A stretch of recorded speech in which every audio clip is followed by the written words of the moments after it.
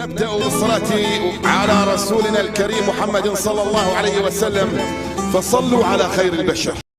وقد حقق منتخب المغرب المستضيف انتصارا مثيرا على نظيره الغيني ب2-1 في افتتاح كأس أفريقيا تحت 23 عاما. القاسم باه منح الأسبقية لمنتخب غينيا قبيل نهاية الشوط الأول.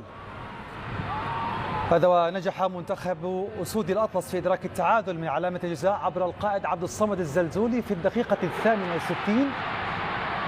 ومن علامة الجزاء أيضا منح نجم منتخب المغرب الزلزولي النقاط كاملة لفريقه قبيل صافرة النهاية بقليل.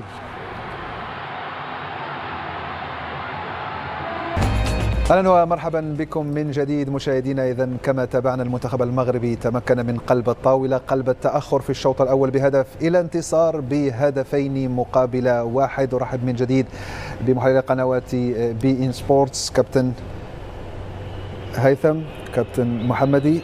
الفار كما اشرنا انصف المنتخب المغربي في هذه المباراه. الشوط الثاني مهم، تحسن واضح. هل يعني أن اختيارات المدرب عصام الشرعي لم تكن صائبة منذ البداية بالنظر إلى ما شاهدناه في النصف الثاني من المباراة؟ أولا مبروك للمنتخب المغربي، مبروك للشعب المغربي هذا الانتصار، ومبروك ليك يا أمين بصفة خاصة. بارك الله فيك. الشوط الثاني أفضل كثير من الشوط الأول نتيجة للتغييرات اللي اتكلمنا عليها. واضح جدا الأرقام اللي أمامنا، شفنا التحول الكبير اللي حصل في أداء منتخب المغرب، وانا اعتقد ان منتخب المغرب مش هيلعب شوط اسوأ من الشوط الاول اللي عمله النهارده طوال هذه البطوله، بغض النظر عن المنافس وبغض النظر عن المباريات المقبله. انما فعلا تحسن الاداء جاء نتيجه للتغييرات ونتيجه لتوظيف بعض اللاعبين، وكان مخطئ المدير الفني عصام بان هو اشرك بعض العناصر واراح بعض العناصر كان يجب انها تكون بتلعب بصفه اساسيه. انا في وجهه نظري انه كان لازم يبدا المباراه بالتشكيل اللي انهى بيه المباراه، لان التغييرات وضحت تماما. شفنا شوط منتخب مغربي تائه تماما، لا يصل الى منطقه جزاء المنافس منتخب غينيا اللي كان الافضل بكل المقاييس في اول 45 دقيقه، ولكن في الشوط الثاني الموضوع تحول تماما. شفنا عبد الصمد الزلزولي بيتحرك، شفنا التغييرات اللي عملها سواء بنزول لاعب ريتشاردسون، قلت لك ده همزه الوصل بين الدفاع والهجوم وتمريراته مميزه. المدافع اسماعيل سبيري ايضا ادى صلابه نوعا ما. طبعا ضربه الجزاء الاولى لا خلاف عليها، والدليل ان الحكم لا بيلجأ الى الفار ولا حد اعترض عليها، يعني مراوغه ممتازه. ويحسب لعبد الصمد الزلزولي ان هو تحمل مسؤوليه في ضربتين الجزاء، مش اي لاعب يتحمل مسؤوليه وياخد الكور بالشكل اللي شفناه ده. ثم ضربه الجزاء الثانيه تصويبه واضح ان المدافع الحقيقه ايده كانت من هذه الزاويه غير واضحه، لكن واضح. من زاويه اخرى والتغيير طه هو اللي صوب وهو اللي جات في ايد كابتن فريق غينيا، والحكم في بدايه الامر احتسبها لمسه يد من خارج منطقه الجزاء، ولكن بالعوده الى الفار. ناس كتير تقول الهدف ده اتلغى ليه؟ اي نعم ما كانش فيه مخالفه على الحارس، ولكن كان فيه لمسه يد من المهاجم، لان استحاله المهاجم ياخدها من الحارس والحارس طالع بايديه الا اذا كان لمسها بايديه. واضح جدا في الفار ان هو لهذا قلنا الفار انصف المنتخب. بالظبط. وانا اشوف ان درس كبير جدا لابد ان المدير الفني عصام واللعيبه تستفيد منه. انت فزت النهارده على منافس قوي جدا. انا قلت لك منتخب غينيا منتخب مؤهل بشكل مميز وتكتيكيا عالي جدا، ولولا التغييرات ولولا انكماش منتخب غينيا في الشوط الثاني ما كنتش اعتقد ان منتخب المغرب يظفر بالثلاث نقاط. كابتن محمدي، شتان بين الشوط الاول والشوط الثاني، وبالتالي يجب استخلاص الدروس والبناء على 45 دقيقه الاخيره لقادم المباريات، خصوصا منتخب غانا في الجوله الثانيه. صح، اولا في الحقيقه المباراه كانت بجوده جيده جدا من الطرفين، مغاربي بالشوط الثاني بينما الشوط الاول كان الغينيين، لكن لاعب بوقت فعلي كان عالي، كان ثمة كثير من اللقطات الفنيه، مستوى معين من الحده، من التنافس، من التحولات، مستوى جيد من التنظيم في بعض مراحل اللعب. مثلا الغينيين دافعوا ككتله بشكل جيد في الحقيقه، لم تكن لديهم مساحه من الخطوط ولا خلف الخطوط. كان لديهم قدره جيده على احتواء مخاطر المنتخب المغربي، لكن كما ذكرت انه خاصه من تغيير بوهلال او هلال المدافع دقيقه 64 ودخول ياسين بقراوي، اخرج مدافع وادخل مهاجم، تخلص من الخمسه في الخلف ولعب بالاربعه. انا اعتقد انه كان تغيير تاخر اصلا، لانه واضح ان المنتخب كان يحتاج لاعب اضافي في الثلث الاخير، لانه كما ذكرنا في الشوط الاول كانت مشكله المنتخب المغربي هي انه يستحوذ باكثر عدد ممكن من اللاعبين في المنطقه التي لا يحتاج لها وهي منطقه خلف الكره، فبالتالي كان تغيير اعتقد انه مناسب. حاله الزلزولي اللي يجب المرور اليها في الحقيقه، لانه تقريبا قراراته كلها كانت سليمه في الواحد ضد واحد، عندما يذهب دائما للجناح كان دائما يكسب الثنائيات، وخاصه عندما يميل اليه الخنوس، لانه الخنوس كان صح خلف المهاجم لكن في غالب الاطوار كان يميل لخلق وضعيه 2 ضد 1. عفوا على المقاطعه، نشاهد عبد الصمد الزلزولي الذي تم تتويجه كأحسن لاعب في هذه المباراة، هو الذي سجل هدفين من نقطة الجزاء، وهو الذي اصطاد إذا صح التعبير الركلة الأولى التي منحت التعادل وأعادت المنتخب المغربي إلى المباراة. صحيح، تقريبا اللقطة الوحيدة اللي كان فيه تقريبا دفاع الغيني متقدم نسبيا، فبالتالي وجد المنتخب المغربي خيار الذهاب للعمق وأدار المسألة بشكل جيد، راوغ بشكل ممتاز وسجل الهدف. تقريبا بعيدا عن الهدفين كل قراراته تقريبا كانت سليمه، وكان يعجبني انه كان دائما يذهب للجناح، انه كان لديه الجرأه دائما والشجاعه لكي يذهب لتثبيت المدافع لمراوغته.